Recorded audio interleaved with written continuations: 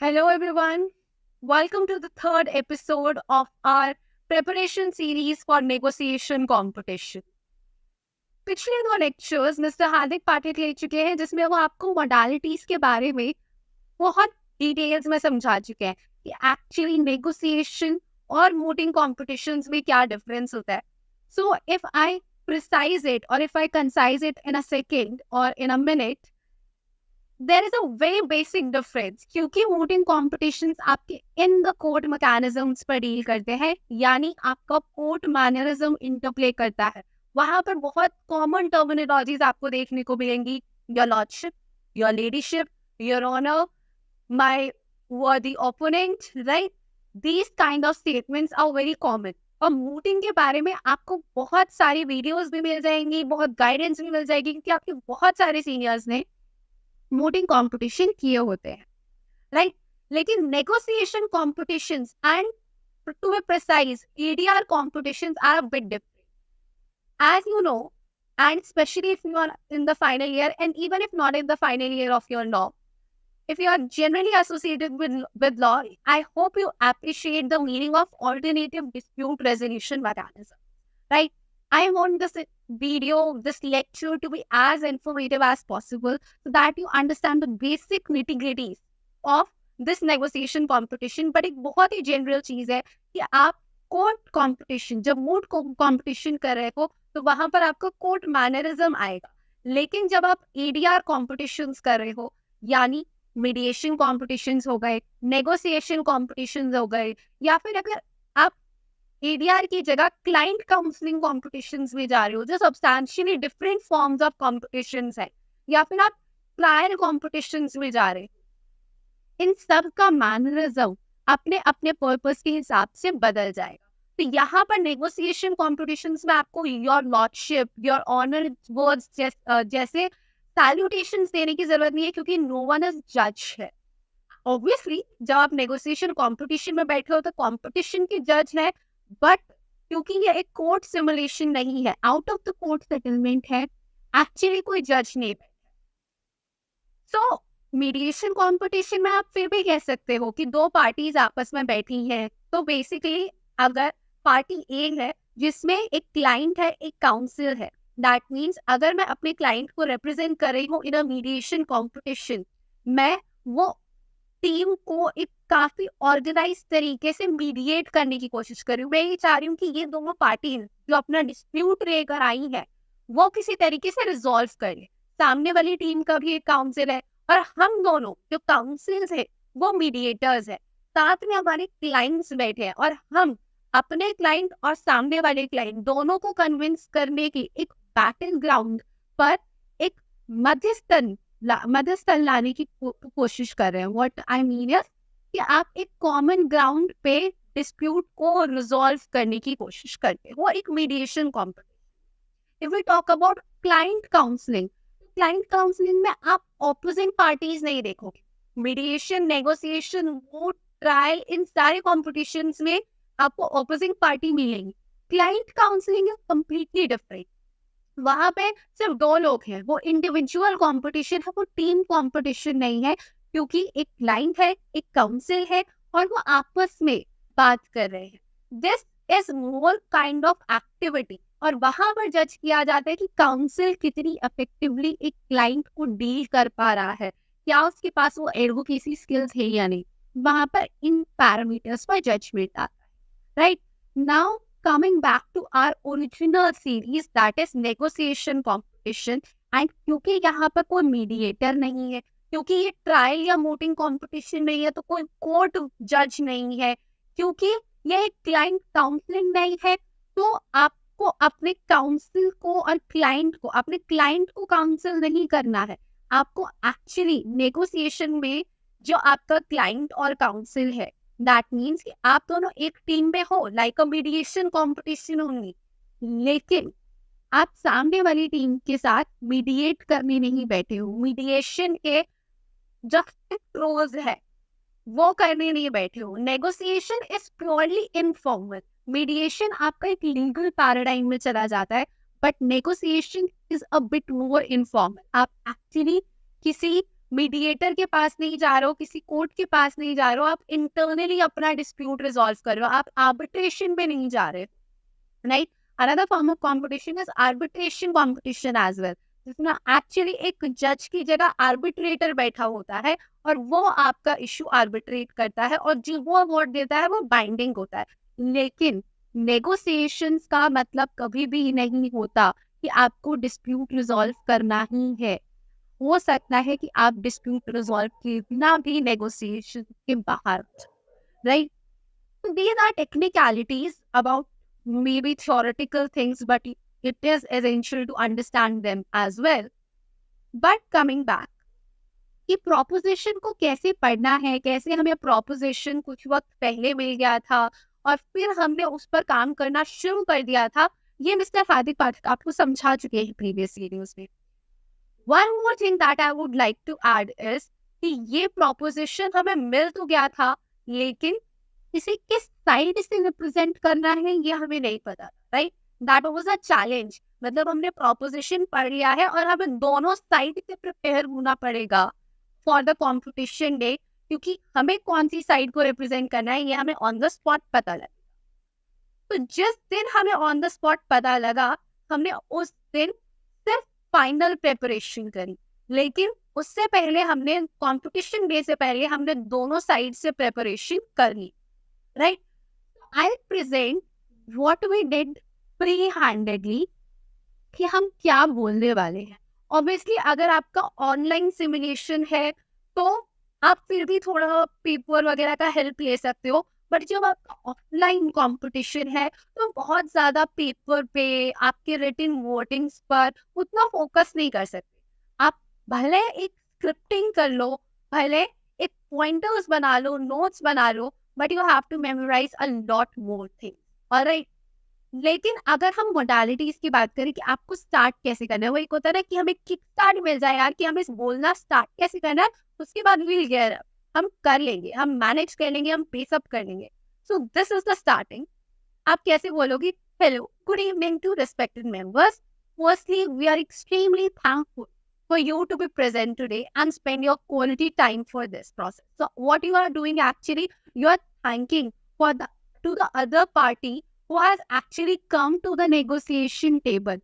आप सबसे पहले ग्रीट कर रहे हो और फिर उसके बाद उन्हें थैंक कर रहे हो that they have accepted your request.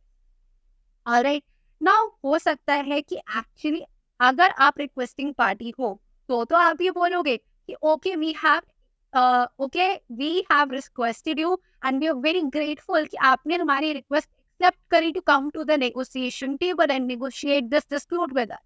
लेकिन अगर आप रिक्वेस्टिंग पार्टी नहीं हुई, दैट मीन्स ये नेगोशिएशन रिक्वेस्ट आपने नहीं करी है, दूसरी पार्टी ने करी है, that means the other party, your opposite party is actually the requesting party, then also you can initiate the conversation and say, we're extremely grateful to meet at this negotiation table that you have requested, and we are grateful that you requested this issue to be raised in the negotiation and not by the court mannerism, right?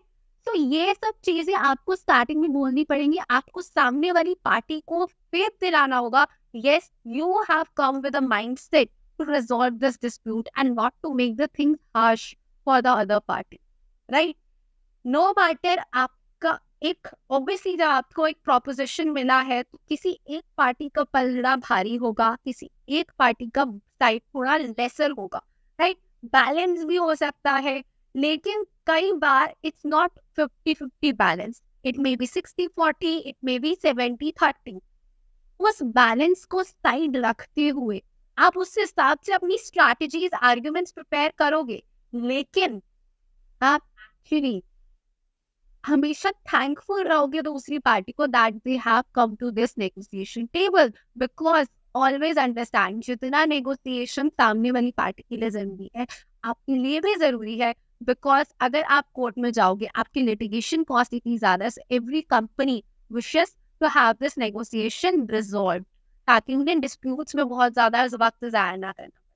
So what you have learn till now, actually ये जो negotiation techniques होती है, although आप किसी भी paradigm में ये use कर सकते हो, आप फैमिली डिस्प्यूट्स में यूज कर सकते हो, आप बाकी डिस्प्यूट्स में यूज कर सकते हो, लेकिन यू विल सी कि जब आप नेगोशिएशन कॉम्पिटिशन्स में जाओगे तो मोर और less it's somehow related to the commercial aspect, जहां पर कोई बिजनेस रन हो रहा है, जहां पे कोई ट्रेड हो रहा है, जहां पे तो गवर्नमेंट्स मिल रही है, वो आपस में नेगोशिएट करती है कई बार डिस्प्यूट्स, ताकि उन्हें लॉन्ग कोर्ट बैटल्स ना लड़ने, राइट? तो उसी तरीके के आपके प्रोपोजिशंस भी बनाए जाते हैं। तो आप स्टार्टिंग में आपने ग्रीट कर लिया, थैंक यू बोल दिया, आपने बता दिया कि yes this is basically whatever your name that has been given in the proposition if given. और क्योंकि हमें इस प्रोपोजिशन में नाम नहीं दिया गया था, हमें सिर्फ ये बोला गया था कि हम जो है वो चाइनीज गवर्नमेंट है, सामने वाली पार्टी जो है वो गैर नेशनल का। तो अब क्योंकि प्रोपोजिशन ने सिर्फ ये बोला है, इसके बाद आपकी क्रिएटिविटी है कि आप कितना क्रिएटिव जा सकते हो। हमने पहले तो एक फेक नाम बनाया, हमने ये नहीं बोला कि हम दीपांशी गुप्ता है या हम हार्दिक पाठक है। हमें पता था कि चाइनीज गवर्नमेंट में आप चाइना की ज्योग्राफी पे जाओ, उनके कल्चर पे जाओ, there cannot be a person in their ethnicity. There can be a person, obviously there are Indians, but क्योंकि थोड़ा ज्यादा ऑथेंटिक लगता है, we chose a Chinese name. वहां पे आपको कोई मना नहीं कर रहा है कि आप अपना नाम बदल नहीं सकते। हमने बोला okay our name is different.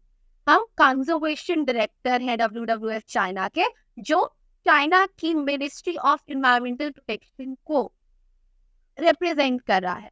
And second is your counsel, जो कि Supreme People's Court of the Republic of China के senior advocate, right? So what we have done actually, हम थोड़ा डीपर चले गए। कोई और पार्टी होती, कोई और टीम होती, तो शायद वो इतना डीप ना जाके उसे बोलती yes we are representatives of Chinese government.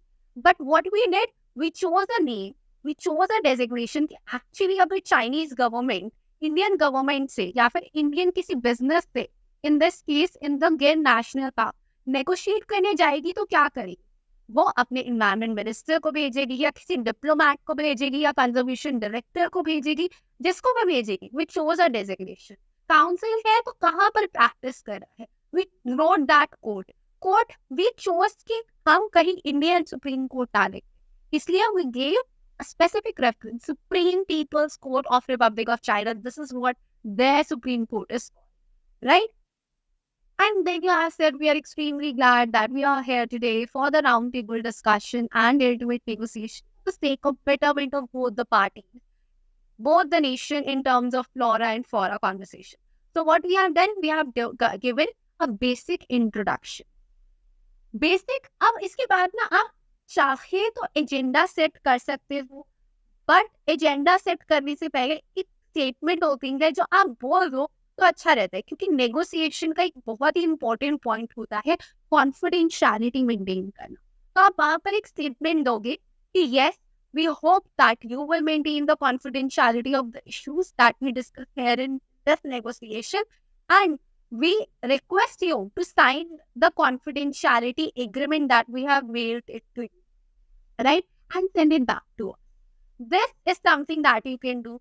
Or maybe you can say, we are happy to receive your confidentiality signed that we had mailed to you, and we are thankful that you have kept the confidentiality details in mind, and we hope that you will keep continuing and keep maintaining this confidentiality in future as well when it comes to the discussions of these negotiations. What you have done, you have mentioned in a way कि हाँ भाई confidentiality agreement sign हो चुके हैं दोनों parties के बीच में, आपने confidentiality के लिए ध्यान रखा है जो एक्चुअली नेगोशिएशन से पहले साइन किए जाते हैं। एक्चुअली जब आप कोई नेगोशिएशंस करते हो तो ऐसी confidentiality agreements रियल लाइफ में भी साइन होते हैं। So you are what you are giving, actually you are giving a real touch to the competition, and this is the mannerism. Court mannerism क्या था कि आपने ग्रेड करा, आपने परमिशन ली, आपने मच ऑब्लाइज्ड बोला, राइट? आप ऐसी टर्मिनोलॉजीज वहां यूज कर, आपने वोटिंग कॉम्पिटिशन्स में वैसी टर्मिनोलॉजी, यहाँ पर आप ऐसा टर्मिनोलॉजी यूज करोगे that is relevant in the business paradigm, ठीक है? देन यू आर सेइंग, आप एक ब्रीफ लाइन में बोल रहे हो, 2 लाइन में, कि ये हमारा इशू है। We hope that you agree and understand element that today we are here to talk about this matter. आप एक्चुअली बता रहे हो कि ये हमारा मैटर, ठीक है? फिर आप क्या कर रहे हो, आप एक जिस्ट दे रहे हो क्योंकि आपके पास बहुत ज्यादा टाइम नहीं है and obviously you have to be the first opportunity taker as well. Obviously this is a tip and trick that we will cover in the next session as well. लेकिन this is a basic trick कि आपको first mover advantage लेना पड़ेगा जब आप एक negotiation setup में बैठे हो, बीट ऑनलाइन बीट ऑफलाइन। आप ये देखो कि क्या आप इनिशिएट कर सकते हो, जैसे ग्रुप डिस्कशंस भी होते हैं, अगर आप पहले इनिशिएट करते हो you fetch extra marks. Similarly the cases है, आप अगर पहले स्टार्ट कर सकते हो तो करो, take that first mover advantage कि yes you broke the you did the ice breaking actually, right. Other party को चांस मत दो, एकदम से स्टार्ट कर दो। This is a trick basically, तो आपने एकदम से स्टार्ट कर दिया, ठीक है। So what you have done है, you have given the introduction, you have given a confidentiality statement and you've given a gist of the facts as well. अब यहाँ पर हमने एक्चुअली चीजें लिखी थी बट सब कुछ हमने बोला नहीं था। We took the important points and make sure कि जब आपने अपनी ओपनिंग स्टेटमेंट दी ना, तो आपने अपनी ओपनिंग स्टेटमेंट में थोड़ा सा बोला confidentiality and everything, and you have told 2 line में कि ये फैक्ट क्या है, and then you do not keep on saying. अगर आपका 90 मिनट का एक नेगोशिएशन सेशन है तो मेक श्योर आप अपनी ओपनिंग स्टेटमेंट 3-4 मिनट से ज्यादा नहीं दे रहे हो, मैक्सिमम 3 मिनट। उसके बाद इंसान की सुनने की कैपेसिटी खत्म हो जाती है और जब इसको ये लगने लग जाता है अच्छा ये पहले बोलने लग गए, अब ये बोलते ही चले जा रहे हैं, they are not giving the chance to the other party. Negotiation is not about, negotiation is more about कि आप सामने वाली पार्टी की बात समझ रहे हो और फिर उस पर रिएक्शन दे रहे हो। आप बिना समझे उनको आंसर्स नहीं दे रहे हो, आप उनको प्रॉपर बोलने का मौका दे रहे हो। This is basically a team building thing that you have to do, right. तो आपको ये चीज ध्यान में रखनी पड़ेगी कि आप सामने वाली पार्टी को भी बोलने का एडिक्वेट मौका दो, क्योंकि अगर आप सिर्फ बोलते चले गए और अगर उन्होंने कुछ नहीं बोला, दैट मीन्स कि आप क्वेश्चन आंसर एड्रेस नहीं कर रहे एक दूसरे के, and that will mean you are not actually coming with a negotiating spirit, which you have actually said in your opening statement कि हाँ भाई थैंक यू तो हुआ, लेकिन आप सामने वाली पार्टी को बोलने का मौका भी तो दो, राइट। तो हमने उन चीजों पर फोकस करा जो हमें स्टार्टिंग में बोलनी थी। Then we handed over the batting to the other party that if they wish to add something, these are the agendas, what they agree, what they do not agree, how should we start the conversation, anything. You pass on the baton to them, right? So पहले आपने brief दे दिया 3 minute का, आपने अपने बारे में बता दिया, आपने कॉन्फिडेंशियलिटी के बारे में बता दिया, आपने ब्रीफ फैक्ट्स डिस्कस कर लिए, और वो फैक्ट्स एक्चुअली मोट क्वेश्चन होने चाहिए। मोट क्वेश्चन व्हाट आई मीन कि एक्चुअली वो आपका नेगोशिएटिंग इशू है, राइट। जैसे आप मीटिंग में क्या करते हो, आप इश्यूज बनाते हो, right.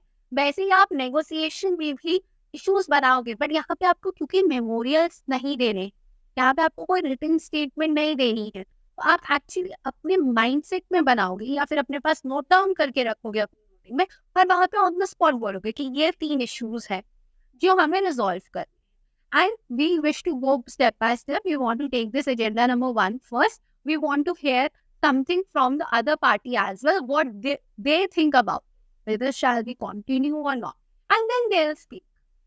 And do not get disheartened अगर आपको पहले बोलने का चांस नहीं मिला। If the other party has started before you, that's okay.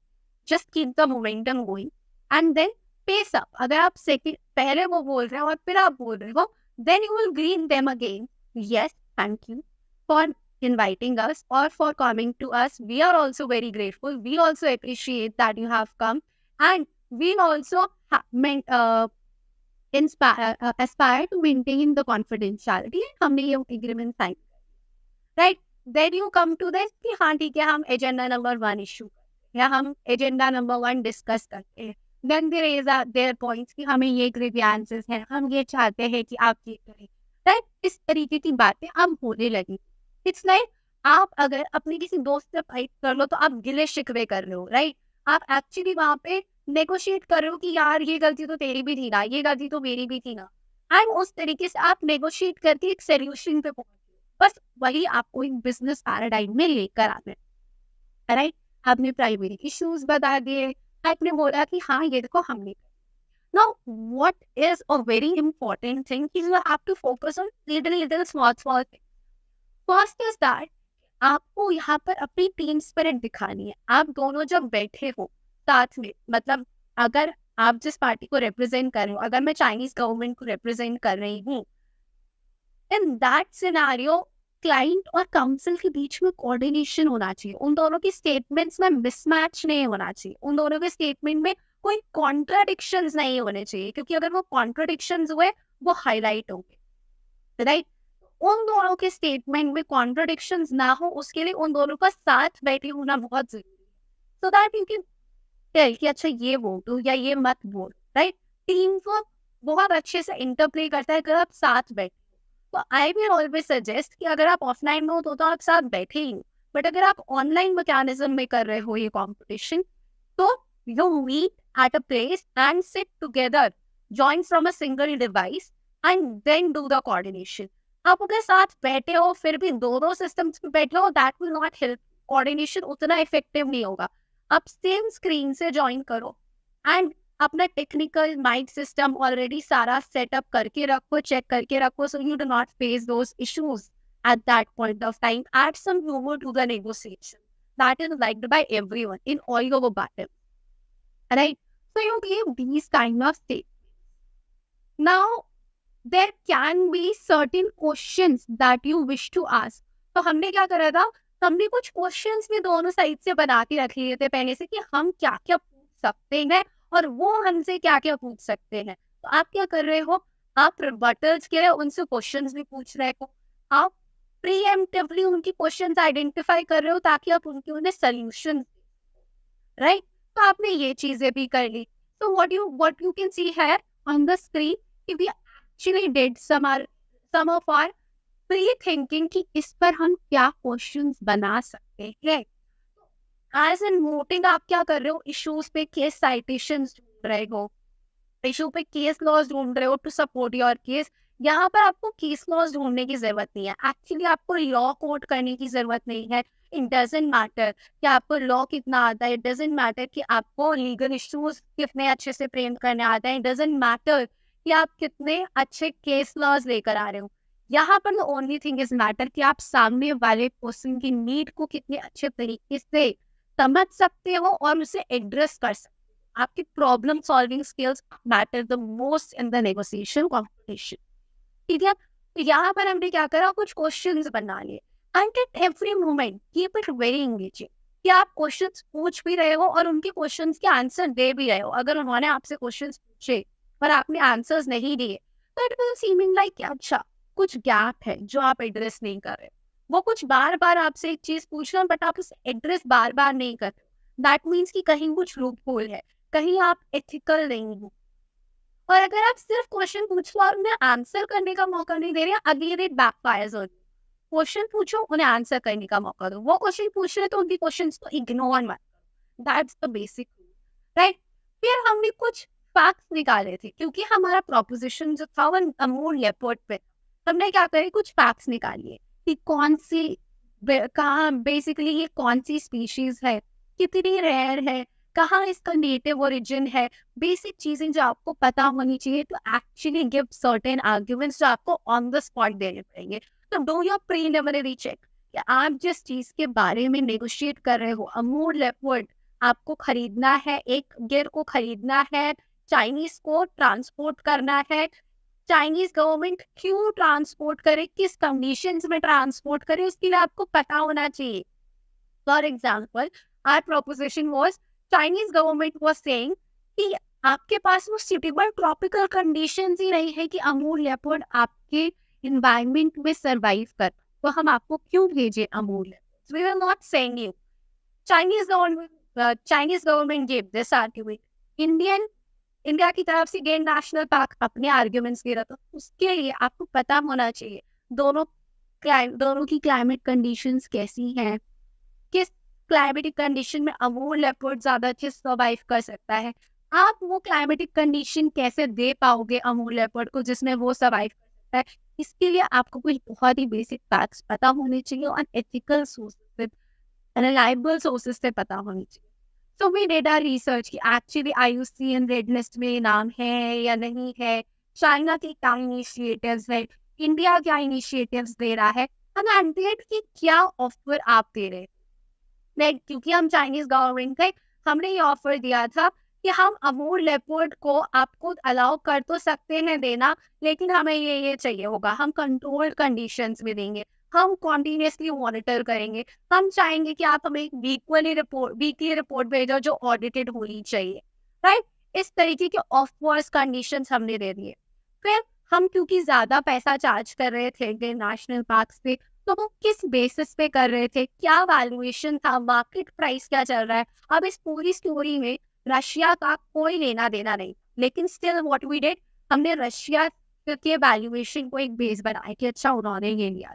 National library of medicine कितना कॉस्टिंग देती है, ये हमारा वैल्यूएशन का बेस है। अगर वैल्यूएशन आपकी साइड से आना है तो आपको बोलना पड़ेगा, सामने वाली पार्टी को आपसे ये सवाल करना चाहिए कि ये वैल्यूएशन का बेसिस क्या है। अगर सामने वाली पार्टी आपको कुछ पैसा चार्ज कर रही है तो आपको ये वैलिड क्वेश्चन करना चाहिए कि वैल्यूएशन किस बेसिस पे कर रहे हो, राइट। किस बेसिस पे आप हमसे इतना सारा पैसा मांग रहे हो, what is the valuation, right. तो हमने बताया कि अच्छा ये हमारे सारे फैक्टर्स ऑफ कॉस्ट हैं, prolonged activity, length of the loaning, right, all these. So you can see these are some things that we have invested a lot of our time to research and find out the relevant facts. अब यहाँ पे ये सब कुछ हमारे personal voting थे. We did not have to submit even one thing to the organizing committee, to the other party or to the judges. Everything was verbal. Now if you can see कि अगर वो आपसे कोई written submissions नहीं ले रहे हैं, तो जो आप बोल रहे हो आपके वो बैटम की कितनी ज्यादा वैल्यू होने वाली है, राइट। तो आप किस तरीके के स्टेटमेंट्स दोगे। Opening statement I have clearly told you that this is Wang Hui, conservation director of WWF China with respect to ministry of environmental protection, blah blah, right. Similarly आप किस तरीके के नेगोशिएटिंग स्टेटमेंट्स यूज करोगे while you are actually negotiating पूरे time. तो for example सामने वाली party ने आपसे कोई अपना इशू रेज करा कि हमें ये कंसर्न है। For example if the Indian government Indian की तरफ से ये नेशनल पार्क कह रहा है कि यार आपने पहले भी तो हमें अमूल लेपर्ड्स दिए थे, तब तो आपको प्रॉब्लम नहीं थी, अब क्यों आपको प्रॉब्लम है। हम तो इतने अच्छे कमर्शियल रिलेशंस होल्ड करते हैं, या फिर हम तो ये क्लाइमेटिक कंडीशंस देने के लिए तैयार हैं, पर आप हमसे दोबारा से इतने सारे पैसे क्यों charge. Kind of similar arguments the Indian party can give. So when you give, we kind of understand where your positions are in the policies that you are making, in the arguments that you are giving, and we are not trying to avoid those concerns. We just want to see it as a bigger picture. Would you be okay with sharing these? So what you are doing actually acknowledging their efforts as well. We kind of understand from where you are coming. We are trying not to avoid you. We are trying to address these problems. What are we are doing? अगर आप for example बहुत 5, 10, 15 minute निकल गए, 90 minutes का है, 20 minute निकल गए, कोई 3 इशूज थे, एक इशू पे कोई कंसेंसस बन ही नहीं रहा आप दोनों के बीच, तो आप क्या करोगे। एक्चुअली यू कैन से कि okay we not want to get caught up on this one particular issue. Is there anything else that we can help about in this matter? Or we may defer this issue for the last and discuss the 2 issues further, and if they work out well, we may can come back to this first issue and then renegotiate this matter. So maybe we will be in a better picture to also go down, right?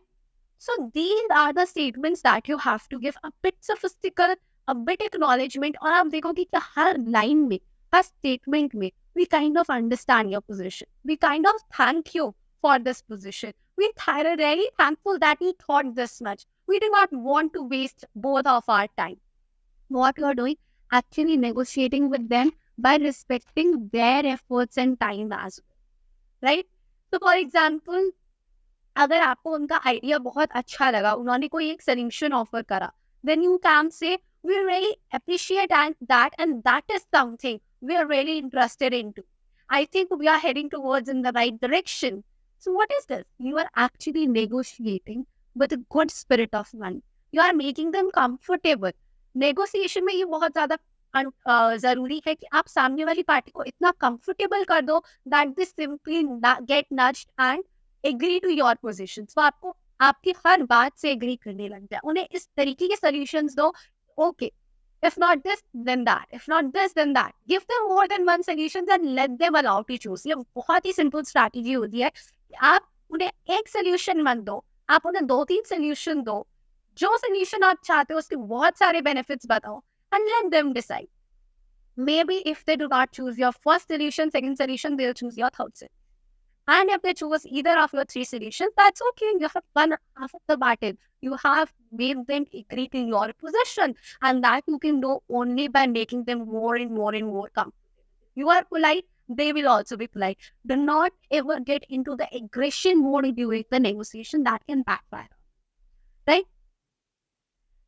Another statement that you can give, बीच में आप pauses ले सकते हो. मान लो आपको उनकी कोई position समझ नहीं आ रही, आपको कुछ डिस्कस करना है अपने क्लाइंट से या काउंसिल से, आप इक्वल टाइम दोगे. ऐसा नहीं है सिर्फ काउंसिल बोलता रहेगा, क्लाइंट भी बोलेगा. क्लाइंट नहीं, सिर्फ क्लाइंट नहीं बोलेगा, काउंसिल भी बोलेगा. तो दोनों को इक्वली बोलना है. This you have to divide कि कितने टेक्निकल मैटर्स क्लाइंट ने उठाने, कितने टेक्निकल मैटर्स काउंसिल ने उठाने. राइट? हो सकता है कि आप इस तरीके से डिवाइड करो कि जो बहुत टेक्निकल चीजें हैं, जो वैल्यूएशन वाली चीजें, जो लीगल के वाली चीजें हैं, वो काउंसिल ने ले रही, क्योंकि he is more well versed with those terminologies. जो कमर्शियल एस्पेक्ट्स हैं, जो बिजनेस एस्पेक्ट्स हैं, वो आपके क्लाइंट ने ले लिए. वो क्योंकि उनसे ज्यादा अच्छे से जानता है, वो फैक्ट से ज्यादा रूबरू है. राइट? एंड अगर किसी पॉइंट पे आपको सामने वाली पार्टी का प्रपोजल डिस्कस करना है, so for example, सामने वाली पार्टी ने आपको एक सॉल्यूशन दिया that we offer you this much amount. क्या क्लाइंट या काउंसिल एकदम डायरेक्टली नहीं बोलेगा okay agree. You will say okay, we really like that you have given this opportunity for us to ponder upon your proposal, and I believe my client and I are going to take a little time break and just look at all of this information that you have given to us and see if we can come back with something for us to try and package together. What you are doing, actually you are telling, okay, yes, you have given a good proposal. अब हमें time दे दो थोड़ा discuss करने के लिए कि हमें agree करना भी है या नहीं. इवन इफ आपको ब्रेक लेना, आपको समझ नहीं आ रहा, that can be good strategy. आप पॉज ले लो, बोलो हमें 30 seconds दो to discuss with us, and then you are negotiating. You are actually handling your client as well. क्योंकि आपको जब नेगोशिएट करना है, बीइंग अ काउंसिल, आपकी रिस्पॉन्सिबिलिटी सिर्फ ये नहीं है कि ये मैटर रिजॉल्व हो जाए. आपकी रिस्पॉन्सिबिलिटी ये भी है कि ये मैटर इस तरीके से रिजॉल्व हो कि आपका क्लाइंट भी आपसे खुश हो. राइट? आपको अपने क्लाइंट की नीड्स को ध्यान में रखते हुए फिर ये मैटर रिजॉल्व करवाना. तो आपको इस तरीके के स्टेटमेंट्स देने होंगे, इस तरीके के पॉजेस लेने होंगे बीच में. Now, this is not something जो उनके रूल्स में लिखा हुआ. These are all your tips and tricks that you have to follow. Right? And after that, there are certain more tips that we'll share in the next session. But after that, when you have negotiated, and if you believe कि only 5 minutes are left, and कुछ negotiate नहीं हो पाया, तो आप बोलो कि I think we are exhausting our today's timeline, and we are really happy that we have at least progressed a bit in this conversation, in this negotiation. And we'll be really happy to meet you again to discuss it further, to negotiate it further. And we are happy that at least this one particular issue has got resolved. And we'll come with better ideas in the negotiation. And we want to reflect on this negotiation. अगर वो 90 minute के session में actually negotiation resolve ही हो गया, तो आपके statements बदल जाएंगे. We are really happy that we have resolved this issue in such a short span of time. You were so cooperative with us. You have actually managed very well. Etcetera etcetera. ये statements आपको, अब ये statements जिस तरीके से मैंने आपको present करे हैं, जरूरी नहीं है कि आप उसी तरीके से प्रेजेंट करो, लेकिन आप चेंज भी कर सकते हो. लेकिन वन थिंग इज कॉमन कि आप हर स्टेटमेंट में सामने वाली पार्टी के नीड्स को, उसके एफर्ट्स को एक्नॉलेज कर रहे हो, बहुत पोलाइट हो, बहुत पेशेंट हो, एग्रेशन नहीं आ रहा है, क्लाइंट के नीड्स को फोकस कर रहे हो, और बहुत ही professional sophisticated business language use कर रहे हैं. राइट? आपके अंदर कॉर्पोरेट एक्यूमेन होना चाहिए. to actually deal with.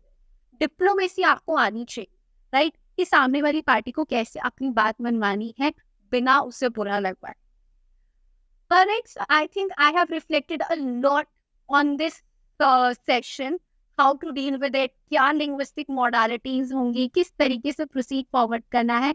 In our next session, we'll deal with some basic tips and tricks कि हमने क्या strategy, क्या tips and tricks अपनाई थी, right? 2 tips and tricks and 2 strategies. Basically, I have told you in this session only. पहला, आप हमेशा अपने काउंसिल के साथ बैठो, दोनों टीम मेंबर्स साथ में बैठो, so that can show great team building and coordination. That is something that we would really appreciate it for by all the judges. And second thing is that you actually try to be very polite and very thankful to the other party so that the other party does not doubt your intention. Right? All right, let's meet in the next session.